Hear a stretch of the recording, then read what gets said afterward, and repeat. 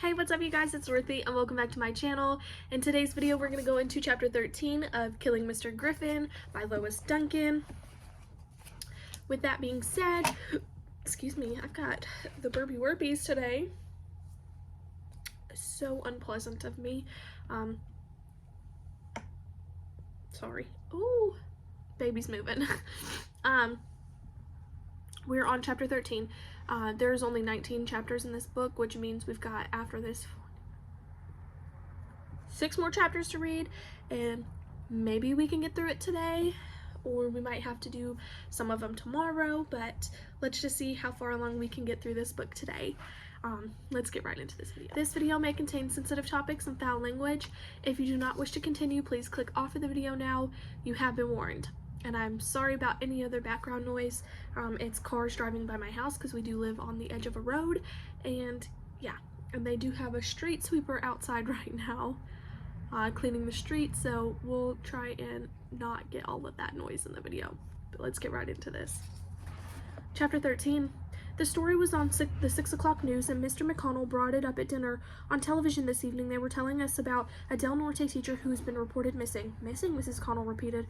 Missing how? Do you mean he simply disappeared? That's about the size of it. He taught his classes yesterday and then never was seen again. His name's Brian Griffin. Sue, don't you have a class with him? Yes, Susan said faintly. English, first period. They gave his description: 41 years old, medium height and weight, dark hair, and a mustache. The car he drives is missing also, a dark green Chevy. I wish all my teachers would disappear, Craig said enviously. Sue gets all the luck. Don't joke about something like this, Craig, his mother said. Think about how would you feel if it were your dad. Personally, I can't imagine anything more horrible than to have something like this occur to someone in your family. The waiting, the uncertainty, all the terrible possibilities that would float through your mind would be enough to drive the soundest person totally insane. He's married too, Mr. McConnell said. They said his wife is offering a $20,000 reward for any information leading to his location. That's a lot of money, Alex said. Boy, I sure wish I knew where he was. Think, Kev, $20,000? We'd be rich. What would you do with it? Kevin asked. I'd buy an iPhone and take us all to Disneyland for a month. I'd buy a Harley Davidson, Craig said. You most certainly would not, Mrs. McConnell exclaimed. Those things are death machines, and anyway, you couldn't get a license at your age. And they were off on another subject with Brian Griffin forgotten. I am not going to think about him, Susan told herself desperately. I will make my mind think about other things. So she tried her best to contribute to the dinner table conversation and found herself noticing small things that she had never appreciated before. The kindness behind her father's teasing, the warmth in her mother's smile, the enduring earnestness with which the twins cut their meat, sawing each slice into careful squares and then shoveling 3 or 4 of them into their mouths at once, the bones and angles of Craig's face emerging suddenly from the soft roundness of childhood. I loved them so much, Susan thought. How could I ever hate imagining that I didn't? And with that thought came a sense of loss, as though she had moved a million miles beyond this family and were seeing them in a memory, reaching back toward them yet unable to touch them. I am not Susan anymore, she thought. I am not the person they know as their daughter and their sister. I am a stranger who has lived through things they cannot even imagine, and who has changed into someone foreign to all of them. They look at me and call me Sue, and I speak back to them, and they never guess how far away from them I am and how much I miss them. When dinner was over, Susan cleared the table and helped Craig load the dishwasher. The twins, whose job was to wash the pans, stood in the sink and fought over who would do the boiler, and Mr. McConnell went into the den and turned on the television. Mrs. McConnell plugged in the coffee maker and got out 2 cups. Would you like some tonight, Sue? No, thank you, Susan said. The doorbell rang. You might want to get it, honey, her mother said. It'll probably be David. She can't go out till she's done her part of the kitchen, Craig objected. She got out of it last night because she was sick, but it's not fair 2 nights in a row. I'm not going anywhere, Susan told him. I don't feel like going out. Then what's he coming over for? But it was not David who stood at the door when Susan went to open it, but a middle-aged woman in a brown coat. I'm looking for Susan McConnell, she said. Is this the right house? Yes, Susan said, bewildered. I'm Mrs. Griffin. For a moment, Susan could not bring herself to move. She stood frozen, staring into the unfamiliar face. Who is it, Sue? Her mother called from the kitchen. When Susan did not answer, Mrs. McConnell came into the hallway. Hello, can I help you? I'm Mrs. Griffin, the woman said again. Kathy Griffin, I'd like to talk with Susan. Mrs. Griffin, the wife of Sue's teacher? Mrs. McConnell came quickly over to her. Where are your manners, Sue? Can't you invite your guest inside? Please come in, Miss Griffin. We just heard the distressing news about your husband and are so concerned. Is there anything news since the report on the evening news? No, nothing, the woman said. She stepped through the door into the hallway, and Susan saw her first impression had been incorrect, and Kathy Griffin was no older than her late 20s. It was the strained look on her face that had made her appear older. Come sit down, Susan's mother said. Let me take your coat. Can I get you some coffee? My husband and I were just going to have some. No, thank you. Under the coat, the woman was wearing navy blue pants and a pink maternity blouse with a white collar. She looked very tired. I just wanted to talk with your daughter for a few minutes. According to the police, she was the last person to see my husband yesterday, and she told them some things I just can't accept. Sue was the last person to see him? Mrs. McConnell turned to Susan in surprise. You didn't tell us that, didn't I? Susan said. I thought I did. Of course you didn't. Her mother gestured to the other woman toward the chair. Please sit down. I'm sure Sue wants to help you in any way she can. Let me get my husband. He'll want to help too if possible. We all do, Susan. She raised her voice. Ed, come out here, dear. Mr. Griffin's wife is here to talk with Sue. Mr. McConnell came in from the den, and introductions were made, and the twins and Craig came in, bright-faced and curious, and were also introduced as they were sent back to the kitchen. I cannot go through with this, Susan thought, and yet somehow she found herself seated on the sofa between her parents with Miss Griffin directly across from her, and she was saying, yes, I had a conference with him after school. I did see him then. What did you talk about? Kathy Griffin asked her. Your song for Ophelia? The question was so far from what she had expected that Susan stopped, disconnected. Yes, he did mention that. How did you know? He told me about it at breakfast. He said your song was an exceptionally good one, that you were a sensitive young writer. He did? What song? Mrs. McConnell asked. I'm afraid you've left us behind here. Did you write a song, Sue? Not with music, Susan said. It was more of a poem. It was to be the last song Ophelia sang before her death. We all had to do it. It was an assignment. Brian isn't an easy teacher, Kathy Griffin said. He's demanding of his students, too demanding. I sometimes think he feels he has such a short time with them. He wants to bring them just as far as he can before they're out of his hands. He's a dedicated teacher, and he gets very excited about his better students. He considers Sue one of his good ones. That's a fine compliment, Mr. McConnell said. I'm sure it must mean a lot to Sue to hear that. It's because of that, because she had been special to him. I couldn't believe. She turned her gaze from the senior McConnells to Susan herself, directing the question to her. Why did you lie to the police about what Brian did when he left school? There was a moment of stunned silence. Then Susan said, I don't know what you mean. Of course you know. You made up several things about the interview. You told the police that Brian was jumpy, that he kept glancing at his watch and hardly paid any attention to what he was talking about. I know that's not true. Brian took his conferences with students very seriously. He made notes ahead of time of the things he wanted to discuss with them. He cared deeply about such things. He would not have acted that way. You said he did. He did, Susan said. He kept looking at his watch. What would you say if I told you Brian wasn't wearing a watch? He was, Susan said. He always wore a watch. She paused. Didn't he? Usually, yes, but day before yesterday it broke. The crystals fell out. It's at home on his bureau right now, waiting for me to take it apart to take it to be repaired.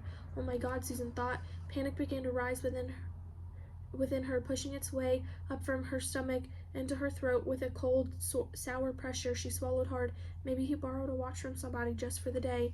Why would he do that?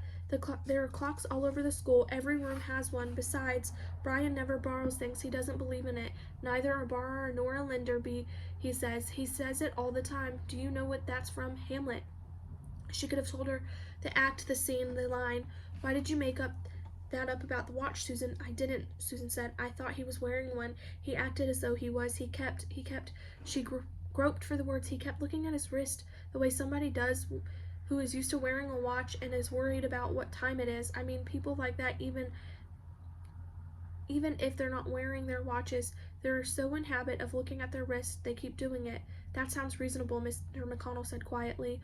What I'd like to know, Miss Griffin, is why is it so important that your husband was or wasn't wearing a watch during his conference with our daughter? It seems like a very insignificant thing. It might be. Kathy Griffin said, except that it points out the fact that Susan isn't telling the whole complete and truth. There's no reason for her to say that Brian looked at his watch if he didn't. Why would someone invent such a statement? There has to be a reason. What did you say? Why did you say it, Susan? Because I thought it was true. Why did you say there was a woman waiting for Brian out in his car? Because there was. No, there wasn't. That's another lie, a total lie. Kathy's eyes were blazing. In an instant, the pale, drawn face was alive with anger. You made that up. Why? I didn't make anything up, Susan said. There was a woman, young, blonde, very pretty. She was sitting in the front seat, not the driver's seat, in the other one. How did you come to see this woman, Sue? Her father asked. Mr. Griffin and I were walking, and we walked out together into the parking lot. We stood by his car and talked a little longer, and then I turned and started home. And then, frantically, she fished backwards in her mind for Mark's words. And then something about the way he was acting made me look back, and he was getting into his car, and the woman was there. You hadn't seen her the whole time you were standing beside the car talking to Brian? Kathy Griffin asked. No, I wasn't looking inside the car. I didn't notice. And with this woman sitting there waiting for him, Brian still had you walk with him to the lot, had you stand right there next to the car and continue the conversation you were having inside, the conversation he had hardly paid any attention to because he was so busy looking at the watch he wasn't wearing? Yes, Susan said. Yes, he did. Could you describe this woman in more detail? I already said she was blonde and young. What was she wearing? A green blouse, Susan said desperately, and a suede jacket and pants, brown pants. You could see the pants even though she was seated inside the car. When Mr. Griffin opened the car door to get in on the driver's side, I could see across. On your way across the parking lot, glancing back over your shoulder, you could see into the car and across the street, the seat, and notice and remember every detail of this strange woman's clothing. Mrs. Griffin, Susan's father said, if Sue says she saw this woman, then she saw her. There is no reason for her to tell you this if it isn't true. That's the whole point, Kathy Griffin said. There must be a reason. There has to be one for Susan to have told the police all these things, unless she's some sort of compulsive liar and doesn't know the difference between truth and falsehoods, unless she lies all the time about everything and it's just part of her makeup. That's ridiculous, Mrs. McConnell said. There was a note of anger in her normally gentle voice. Susan does not lie. How can you be so certain about this? Because she's our daughter, Mrs. McConnell said. We have lived with Sue for 16 years and we know her. When you know and love somebody, you are aware of her faults as well as the good points, and if Susan was inclined to fabricate stories, we would certainly have discovered it by now. I feel the same way exactly about my husband, Kathy Griffin said. I know him, and he did not leave the school with some beautiful woman and forgot to come home. Something else happened to Brian, something I can't even begin to imagine, but Susan can. Susan knows what it is, or she wouldn't be trying so hard to mislead us. Are you implying that our daughter did something to your husband? Mr. McConnell asked incredulously. Not by herself, or maybe not at all. Maybe she just knows something about someone else who did. Maybe she saw something.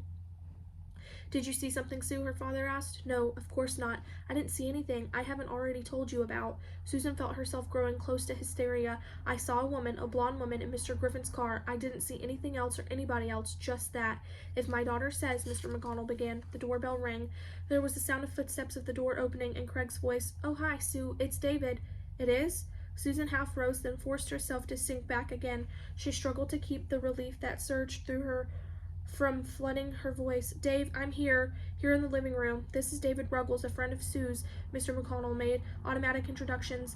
Dave, this is Mrs. Griffin. Oh, I didn't see you have a friend with you. Mark Kinney, David said. Thank God. Susan could have thrown her arms around both of them in gratitude for the interruption of the interview. She could see David stiffen slightly as he realized who the woman in the armchair was, but he held himself in check, smiling and extending his hand. I'm glad to meet you, Miss Griffin. Mark did not show recognition of any kind. His face was bland and expressionless as he acknowledged the introduction with a nod. I'm sorry, David said. I didn't know you had company. Mark and I were just out riding around and we thought maybe Sue would like to go get a soda or something. I'd love to, Susan said. Anywhere, anything to leave this room and the pressure of the confrontation. She was on her feet in an instant. Her mother reached out quietly and laid a restraining hand on her arm. Mrs. Griffin, you may have more things to ask. Mrs. Griffin may have more things to ask you, dear. I don't have anything more, Kathy Griffin said quietly. I know Susan's eager to go out with her friends. Are you boys in my husband's class also? Yes, David said. What was your name? Ruggles? Yes, of course. Brian mentioned you only yesterday. Your papers blew away on your way to class, is that right? Yes, David said again, startled. He told you about that? Brian talks a lot about his students. Everything that happens in connection with his teaching is important to him. And you, she turned to Mark, frowning slightly and concentrating. Mark Kinney. The name rings a bell too, though I haven't heard it recently. There was something last year. Oh, I remember. You were the boy who copied a term paper from the university. I'm afraid so, Mrs. Griffin. Mark dropped his eyes. I was going through sort of a problem time in my life last year, and I made some mistakes I've been sorry for. I was lucky to have somebody like your husband there to help me get straightened out. There was a girl who got the paper for you. She was a university student, wasn't she? I guess she must have been, Mark said. Her name, I don't remember. I hardly knew her. Like I said, that was a kind of freaked out time for me. I've put it behind me. I'm glad. Placing her hands on the arms of the chair, Kathy Griffin hoisted herself laboriously to her feet.